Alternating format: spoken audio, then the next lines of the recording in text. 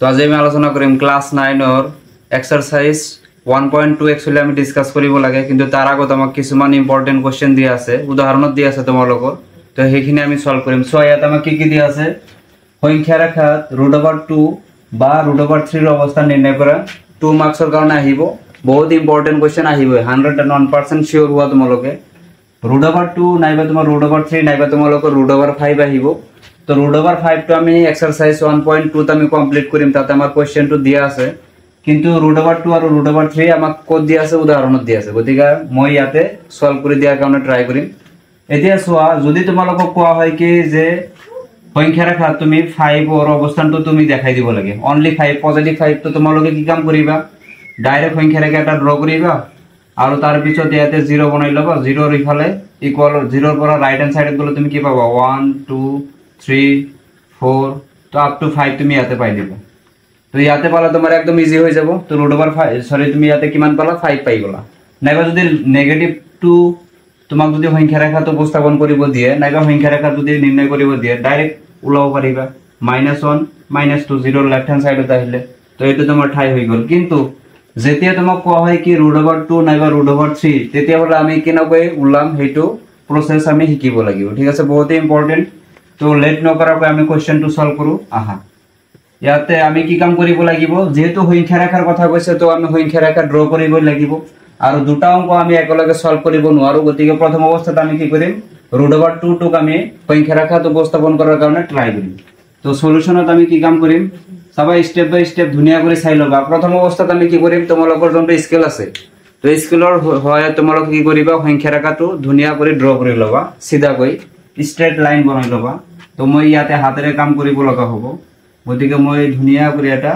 Straight নহলেও তোমালোকে মানি লবা এটো স্ট্রেট লাইন ঠিক আছে তো ইয়াতে সোয়া যেহেতু মোক পজিটিভ √2 লাগে গতিকে মই নেগেটিভৰ ফালে বেছি ঠাই না ৰাখো 0 ৰ পৰা লেফট হ্যান্ড সাইডত মই বেছি ঠাই না ৰাখো তো ইয়াৰ পৰাই মই স্টাৰ্ট কৰি দিম কাৰণ মই বাও ফালে আহিবই না লাগিব কাৰণ পজিটিভত আছে না সেই কাৰণে তো ইয়াৰ পৰা মই ঠাই বিলা বনাই আছো ইয়াতে এটা লৈ আছো ইয়াতে আৰু ইয়াতে সোয়া তোমালোকে জনটো পাৰ্ট বনাবা হেতু ইকুয়াল কৰি লবা ঠিক আছে ইয়াতে মই এটো কি বুলি ধৰিলো সাপোজ ধৰা প্ৰথম জনটো স্থান আছে এটো মোৰ ও আৰু সেকেন্ড জনটো আছে এটো মোৰ কাৰণে মই ধৰিলো কি এ এতিয়া সোয়া এই ও ৰ পৰা এ লৈকে যে মই আহিলো একচুয়ালি এটো তোমাৰ কি হ'ব 0 এটো হ'ব তোমাৰ কাৰণে কি 1 এটো হ'ব তোমাৰ কাৰণে কি 2 এটো হ'ব তোমাৰ কাৰণে কি 3 ঠিক আছে তো এতিয়া সোয়া 0 ৰ পৰা 0 টক মই ৰিপ্ৰেজেন্ট কৰিম কি হেৰে ও ৰে ঠিক আছে তো ও ৰ পৰা এই 1 লৈকে ইয়াৰ পৰা ওৰ পৰা 1 লৈকে তোমালোকৰ স্কেলৰ হয় তোমালোকে যিমান সেন্টিমিটাৰ নলোৱা কিয়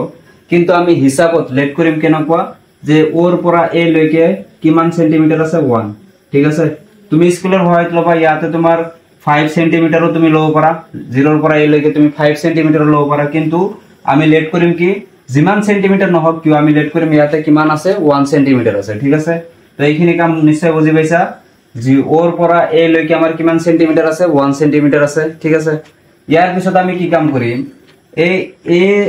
এ জনটো পয়েন্ট আছে তোমাৰ আকৌ চাবা ইফালে জনখিনি মই লিখিছো যেনেকুৱা 2 আছে 3 আছে তো এইখিনি পাৰ্টস এইখিনি ইকুয়াল হ'ব লাগিব আকৌ লাষ্টৰ পাৰ্টসটো এইখিনি ইকুয়াল হ'ব লাগিব প্ৰত্যেকটো পাৰ্টস আমাৰ ইকুয়াল হ'ব লাগিব ইয়াৰ পৰা এইখিনি তুমি যদি 1 সেন্টিমিটাৰ লৈছা নাইবা 5 সেন্টিমিটাৰ লৈছা নাইবা 10 সেন্টিমিটাৰ লৈছা তেনেহলে তুমি ইয়াৰ পৰা এইখিনি তুমি 10 সেন্টিমিটাৰ ল'ব লাগিব ইয়াৰ পৰা এইখিনি তুমি 10 সেন্টিমিটাৰে ল'ব লাগিব ঠিক আছে কিন্তু আমি অংক কৰা ধৰিম কি ইয়াৰ পৰা এইখিনি আমাৰ কিমান সেন্টিমিটাৰ আছে 1 সেন্টিমিটাৰ ক্লিয়াৰ হ'ল এতিয়া চোৱা এই জনটো এ পয়েন্ট আছে ঠিক আছে এই এ পয়েন্টৰ পৰা আমি কি কৰিম এটা লম্ব টানিম লম্ব মানে কি লম্ব তোমালোকে জানা কি সিধা কৰি আমি ওপৰলৈ উঠি যাব লাগিব ঠিক আছে কিন্তু ইয়াতে এটা আমি কন্ডিশন মানি চলিব লাগিব এর পৰা তুমি যে উঠি যাবা ওপৰলৈ কিমান সেন্টিমিটাৰ যাবা 1 সেন্টিমিটাৰ আমি যাব লাগিব 1 সেন্টিমিটাৰ মানে কি তুমি এইখিনি যিমানখিনি লৈছিলা সেইখিনি হিসাবত আমি ওপৰত উঠিব লাগিব ইয়াতকৈ আমি বেছি ওপৰত যাব নোৱাৰো ইয়াতকৈ আমি কমও লিখিব নোৱাৰো ড্ৰ কৰিব নোৱাৰো তাৰ মানে আৰু মেইন কন্ডিশন হল কি ইয়াতে তুমি যে লম্বটো আঁকিবা লম্ব মানে एक्चुअली কি বোঝায় 90 ডিগ্রি তো এই জনটো এর পৰা তুমি ওপৰলৈ যাবা নিশ্চয় ইয়াতে এটা কোণৰ সৃষ্টি হ'ব সেই কোণটো আমাৰ কিমান হ'ব লাগিব 90 ডিগ্ৰি হ'ব লাগিব লাগিলে তোমালোকে কি কৰিবা কোণমান যন্ত্ৰৰ সহায়ত তোমালোকে কি কৰিবা এটো সলভ কৰিবা ঠিক আছে কোণমান যন্ত্ৰটো লৈছো ইয়াৰ দ্বাৰা তোমালোকক প্ৰটেক্টৰৰ জৰিয়তে তোমালোকক মই এবাৰ দেখাই আছো एक्चुअली কেনেকৈ তুমি 90 ডিগ্ৰি বনাবা ঠিক আছে তো ইয়াৰ জনটো তোমাৰ সেন্টাৰ পয়েন্ট এ ৰাখিবা ডাইৰেক্টলি ৰাখিয়ে না তুমি 90 ডিগ্ৰি চাবা, তোমাৰ 90 ডিগ্ৰি একচুয়ালি পথ দেখাই আছে, পথ শো কৰি আছে ইয়াতে। তো ইয়াতে এটা ফুট চিন দি ল'বা। আগতীয়াকৈ তুমি নামাকৰণ কৰিব নোৱাৰা তাৰমানে, তো ধুনীয়া কৰি তোমালোকে কৰিবা। তো মোৰ এইটো 90 ডিগ্ৰী হৈ যাব ইয়াতে। তো চোৱা এই যোনটো 90 ডিগ্ৰী হল মোৰ ইয়াতে যে ফুট চিনৰ মাজেদি যোৱাকৈ ইয়াৰ পৰা এইখিনি তোমাৰ যিমান ডিষ্টেন্স আছিল ইমান ডিষ্টেন্স তুমি ওপৰলৈ উঠি যোৱা। ঠিক আছে, লেট সাপোজ মানি লোৱা মোৰ ইয়াৰ পৰা এইখিনি হ'ব। ঠিক আছে, তো সিধা কৰি তোমালোকে স্কেলৰ জৰিয়তে কৰিবা, ধুনীয়া কৰি কৰিবা। এতিয়া এইটো মই বি বুলি ধৰিলো। ঠিক আছে, যিমান ওপৰলৈ মই গ'লো এ বি মোৰ কি হৈ গ'ল এই ক্ষেত্ৰত লম্ব। ঠিক আছে, আৰু এই যোনটো তোমাৰ সৰল ৰেখা আছে ইয়াক মই কি বুলি নামকৰণ কৰিম এক্স, এইটো এক্স। ঠিক আছে, ও এক্স হৈ যাব এই ক্ষেত্ৰত। এতিয়া চোৱা এ বি টো আমাৰ কি হৈ গ'ল লম্ব, কাৰ ওপৰত আঁকি আছো আমি ড্ৰ কৰি আছো, কাৰ ওপৰত ও এক্সৰ ওপৰত। ঠিক আছে, একচুয়ালি ও এক্সৰ ওপৰত। এতিয়া চোৱা এই ও আৰু বি টো আমি কি কৰিম কানেক্ট কৰি দিম। এইটো আমাৰ কেই নম্বৰ স্টেপ হ'ব, 3rd নম্বৰ স্টেপ। তো ধুনীয়া কৰি এইটো কানেক্ট কৰি দিয়া, জয়েন কৰি দিয়া। জয়েন কৰি দিয়াৰ লগে লগে চোৱা এটা ত্ৰিভুজ পাইছা না নাই, ও এ বি এটা ত্ৰিভুজ হৈ গ'ল। কিন্তু কেনেকুৱা টাইপৰ ত্ৰিভুজ হ'ব, এইটো এংগেল তোমাৰ কিমান ডিগ্ৰী আছে 90 ডিগ্ৰী। তোমালোকে জানা কি যদি এটা ত্ৰিভুজৰ কোনো এটা কোণ আমাৰ 90 ডিগ্ৰী হয় তেনেহ'লে সেইটো ত্ৰিভুজক আমি কি নামেৰে জানো, সমকোণী ত্ৰিভুজ। গতিকে ইয়াতে হৈ গ'ল কি সমকোণী ত্ৰিভুজ হৈ গ'ল। এ বি আমি কিমান সেন্টিমিটাৰ লৈছো, সেম 1 সেন্টিমিটাৰ। ও এ যিমান আছিল এ বি আমি সিমান ওপৰলৈকে গৈছো, গতিকে ইও তোমাৰ কি হ'ব 1 সেন্টিমিটাৰ হ'ব। তো ফাইনালি চোৱা এইখিনি কাম কমপ্লিট হোৱাৰ পিছত আমি আৰু এটা কাম কৰিব লাগিব, সেইটো হ'ল কি ইয়াতে চোৱা তোমালোকৰ জেমেটিক সেইটো বস্তু আছে, তো মই সেইটো আগত কালেকশ্যন কৰি আছো আৰু তোমালোকক দেখাই আছো মই। আৰু তাৰ পিছত চোৱা আমি কি কাম কৰিব লাগিব, এইটো তোমালোকে ওপেন কৰি ল'বা যিমান দূৰলৈকে পাৰা, আৰু এই কাটাডাল কি কৰিবা ও বিন্দুত কেন্দ্ৰ কৰিবা। ঠিক আছে, ইয়াতে ৰাখিবা আৰু এই ওৰ পৰা বি লৈকে তুমি মেজাৰমেন্ট ল'বা, বি লৈকে। ঠিক আছে, ওৰ পৰা ডাইৰেক্ট বি লৈকে মেজাৰমেন্ট ল'বা, লৈ হেনে ইয়াৰ পৰা তুমি কি কৰিবা ধুনীয়া কৰি এটা অৰ্ধবৃত্তৰ চাপ অংকন কৰিবা। ক'লৈ, ডাইৰেক্ট তোমাৰ ও এক্স সংখ্যা ৰেখা লৈ। ঠিক আছে, এনেকৈ কাটি দিবা। য'ত কাটিব সেইটো আমাৰ কি হ'ব √2 অৱস্থান হ'ব। তাৰ মানে তোমালোকে এইটো কাম কৰি ল'বা নিজে নিজে। তো ইয়াতে যদি মই কাটাডাল ৰাখো আৰু ও বিৰ সমান ব্যাসাৰ্ধ লওঁ আৰু যদি এনেকৈ কাটি দিওঁ ইয়াতে কাটিব নিশ্চয়, য'ত কাটিব সেইটো আমি কি দিব লাগিব যিকোনো এটা পইণ্ট দিয়া। তো লেট সাপোজ মানি লওঁ এইটো মই পি বুলি ধৰিলো, আৰু এই পি টোৱে আমাৰ কাৰণে কি হ'ব √2 হ'ব, আৰু এইটো আমাৰ কি হ'ব √2 হ'ব। ঠিক আছে, তো চোৱা √2 তো আমি অঙ্কন কৰি পালো, হয় না নহয়, অঙ্কন কৰি ডাইৰেক্ট আমি কি পালো √2 টো পালো সংখ্যা আকাৰত। ঠিক আছে, কিন্তু এইখিনি বস্তু আমি কি কৰিব লাগিব অঙ্কন প্ৰণালী হিচাপত আমি লিখি দিব লাগিব। গতিকে মই অঙ্কন প্ৰণালীটো আগত লিখিলাম, তাৰ পিছত তোমালোকক ধুনীয়া কৰি বুজাই দি আছো। ঠিক আছে, তো চোৱা অঙ্কন প্ৰণালী মই কমপ্লিট লিখি লৈছো, তোমালোকে এবাৰ চাই ল'বা। মই এবাৰ তথাপি পঢ়ি শুনাই আছো। ও এক্স সংখ্যা ৰেখা অঙ্কন কৰা হল, ও এক্স আমি সংখ্যা ৰেখা অঙ্কন কৰিছিলো। নেক্সট ও এ ইকুয়াল 1 সেন্টিমিটাৰ লৈছো, ও এ 1 সেন্টিমিটাৰ লৈছো। এ বি লম্ব কিছু কাৰ ওপৰত ও এক্সৰ ওপৰত, আৰু এ বি কিমান সেন্টিমিটাৰ লোৱা হৈছে 1 সেন্টিমিটাৰ লোৱা হৈছে। ও বি তাৰ পিছত আমি সংযোগ কৰিছো। তো ও বি সংযোগ কৰাত আমি কি দেখা পাইছো ও এ বি এটা সমকোণী ত্ৰিভুজ পোৱা গ'ল। আৰু আমি পাইছো এই ও এ বি আমি কি কৰিছো পাইথাগোৰাছৰ সূত্ৰ প্ৰয়োগ কৰি দিছো। পাইথাগোৰাছৰ সূত্ৰটো আমাৰ কি আছিল কৰ্ণ স্কয়াৰ ইকুয়াল কি হয় ভূমি স্কয়াৰ প্লাস কি হয় লম্ব স্কয়াৰ। তো ইয়াতে চোৱা কৰ্ণ কোনটো হ'ব 90 ডিগ্ৰীৰ অপোজিট সাইড যোনটো হয় ডাঙৰ সাইড হেতু আমাৰ কি হ'ব কৰ্ণ। তো ও বি স্কয়াৰ ইকুয়াল কি হ'ব ভূমি আমাৰ কি হ'ব ও এ স্কয়াৰ, কারণ ত্রিভুজটো কার উপর থিয় হয়ে আছে ও এর উপর, গতিকে এটো আমার কারণে কি হবে ভূমি, আর লম্ব হবে কি যোনটো আমি ড্র করিলো এ বি, গতিকে ও এ স্কয়ার প্লাস হবে কি এ বি স্কয়ার। তো আমি ওলাব লাগে কি ও বি আমি ওলাব লাগে। এতিয়া চোৱা ও এ কিমান সেন্টিমিটার লৈছিলা 1 সেন্টিমিটার, ঠিক আছে। তো 1 স্কয়ার হবে প্লাস প্লাস এ বি কিমান সেন্টিমিটার লোৱা হৈছে 1, গতিকে 1 স্কয়াৰ। তো যদি আমি এটো সলভ কৰো তোমালোকে তল তল কৰিবা, ইফালে মোৰ হিমান ঠাই নাই সেই কাৰণে এইটো সাইডত আহিব লগা হ'ল। এতিয়া চোৱা ও বি স্কয়ার আমার সামনে আছে ও বি স্কয়ার, তো 1 স্কয়ার মানে কি হবে 1 আমি যদি দুইবার পূরণ করি তো কি হবে 1 এ হবে, 1 * 1 করলে আমি 1 পাম প্লাস এগেইন সো 1 স্কয়ার মানে কি হবে 1 এ হবে।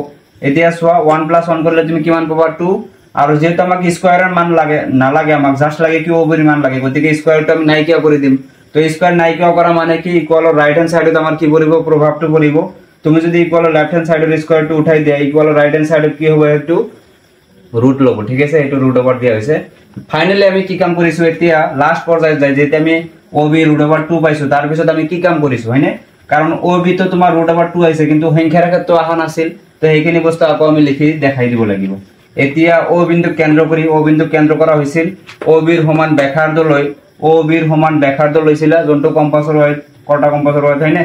অর্ধবৃত্তর চাপ, এটা অর্ধবৃত্তর চাপ আকার, মানে ইয়ার পরে এইখিনি লোয়ার পিছত এটা অর্ধবৃত্তর তুমি চাপ আঁকিছিলে, অর্ধবৃত্তর চাপ আকার তোমার কি হয়েছে ই, মানে সেই চাপটোৱে কি কৰিছে ও এক্সৰ পি বিন্দুত কাটিছে, যোনটো আমি নতুন কৰি পইণ্ট দিছো পি। এই পি বিন্দুটোৱে হল √/2 অৱস্থান, আৰু যোনটো পি বিন্দু আছিল সেইটো আমাৰ কি হ'ব √/2 অৱস্থান হ'ব। তো তোমালোকে এবাৰ মই অলপ আঁতৰত যাইছো, তোমালোকে ধুনীয়া কৰি স্ক্ৰীনশ্বট মাৰি ল'বা আৰু ষ্টেপ বাই ষ্টেপ নোট ডাউন কৰি ল'বা। √3 টো আমি লৈছো। তো √3 কৰাৰ কাৰণে আমি কি কাম কৰিব লাগিব, √2 আমি যেনেকৈ কৰিছো সেইখিনি কাম আমি কৰিবই লাগিব, গতিকে মই আগতীয়াকৈ কৰি ৰাখিছো। তোমালোকে √2 সংখ্যা ৰেখাত কেনেকৈ দেখাব লাগে সেইখিনি বস্তু ধৰিব পাৰিছা, গতিকে তাৰ পিছত চোৱা। তো আমি এবাৰ কি কাম কৰিব লাগিব, ও বি টো আমাৰ এই ক্ষেত্ৰত কি হ'ব ভূমি হ'ব, √2 শিকিছা তোমালোকে। তো বিৰ পৰা কি কৰিবা, প্ৰটেক্টৰৰ জৰিয়তে তোমালোকে বিত ৰাখি 90 ডিগ্ৰীটো চাবা কোন ফালে দেখায়, সেইটো হিচাপতে ওপৰলৈ যাবা, সেইটো এটা কি হ'ব লম্ব। এবাৰ চাবা কিন্তু এই যোনটো লম্ব হ'ব এইটো তোমাৰ এ বিৰ সমানে হ'ব লাগিব। মোৰ ইয়াতে বেছি হৈ গৈছে কাৰণ মই হাতেৰে ড্ৰ কৰি আছো, তোমালোকে স্কেলৰ জৰিয়তে মানে কি কৰিবা মেজাৰমেন্টটো একুৰেট কৰি ল'বা, ঠিক আছে। একুৰেট কৰিলে ইয়াতে 90 ডিগ্ৰী হ'ব, একুৰেট হোৱা নাই মোৰ সেইকাৰণে ইয়াতে 90 ডিগ্ৰীটো শ্ব' কৰা নাই, ঠিক আছে। তো তোমালোকে একুৰেট কৰি ল'বা।